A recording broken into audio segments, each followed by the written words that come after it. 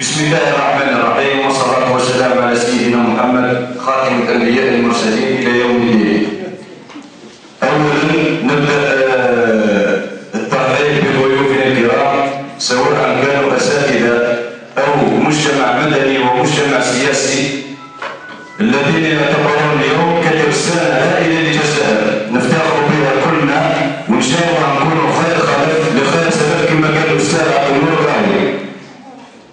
هذا من جهة أخرى نطرح إجابة للأستاذ عبد النور الراوي كالرجل اللي عنده نية حسنة باش يجي البلاد هذه.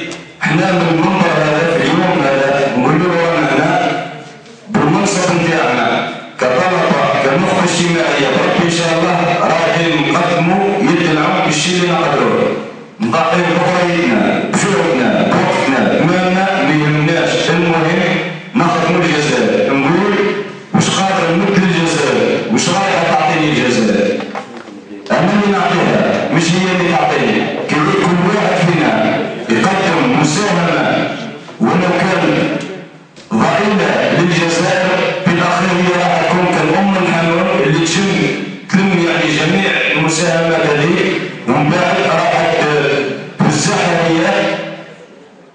كل واحد فينا كما يقولوا الأعمال بالنيات، كل واحد فينا على قدر النية ديالو راح تعطيه الجزائر. وهذا اللي نعملوه هنا من الأساتذة الكرام تاعنا، نتمناو أنهم يقدموا لنا يد العون وإحنا نمشيو في المسيرة النظامية تاعنا، لأنه إيمانا منا وإصرارا علينا بالشيء اللي نعرفوه للملتقيات الوطنية والنشاطات الفكرية لما تحمله من وعي تثقيفي وترفيهي تعليمي للطالب لترقى إلى مستواه منشور أو المستوى المعروف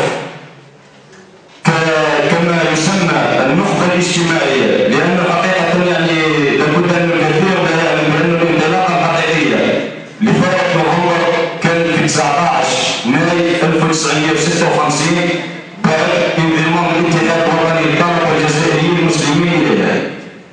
ما نقدروش ننساو دور الطالب الجزائري في بناء المجتمع، مش في بناء الجامعة فقط أو التحصل على الشهادة.